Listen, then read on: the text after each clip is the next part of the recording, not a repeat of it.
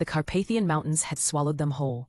What started as a relaxing supernatural retreat had devolved into 7 days of supernatural hell, with each day bringing fresh humiliations and deeper animosity between the four immortal beings, who were discovering that eternity meant nothing when you couldn't find your way out of a forest.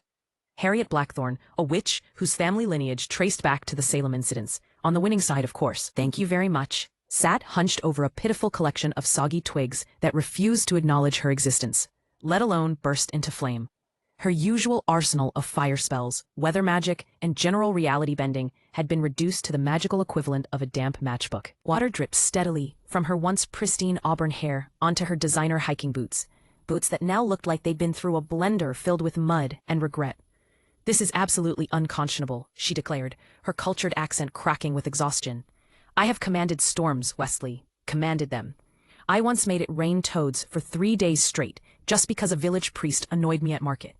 And now I can't even dry my own socks." Wesley Cromwell, a vampire who'd been alive since the Napoleonic Wars, but had somehow never learned basic survival skills, was currently upside down in a tree for the 4th time that day. His vintage military cape, a genuine antique from his human days, had become less mysterious creature of the night and more wet laundry that fought back. His usually perfect pale complexion was now decorated with scratches, mud, and what appeared to be bird droppings. "At least your powers are just dampened," he called down, trying to untangle himself with whatever dignity he had left. "My vampiric senses are completely blocked by this infernal pollen. Do you know what it's like to have a nose that can usually detect a paper cut from 3 miles away, suddenly unable to smell anything except wet werewolf?"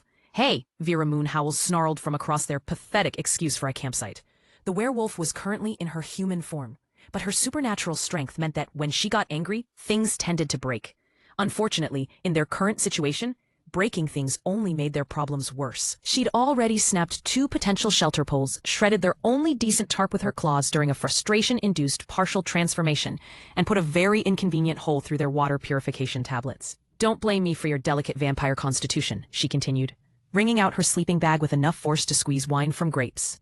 "At least you don't have to deal with supernatural fur that takes literal weeks to properly dry. Do you see this?" She gestured at her damp hair. "This is my human hair. The fur underneath is basically a portable swamp at this point. I'm one frustration away from just shaving it all off and starting over." Smith Changeling, who'd never bothered with a last name since he could become literally anyone, was currently experiencing an identity crisis in the most literal sense possible. His shape-shifting abilities had become completely unreliable in the dampened supernatural environment. He'd intended to transform into a bloodhound to track their scent back to the trail, but instead had become what appeared to be a golden retriever with anxiety issues.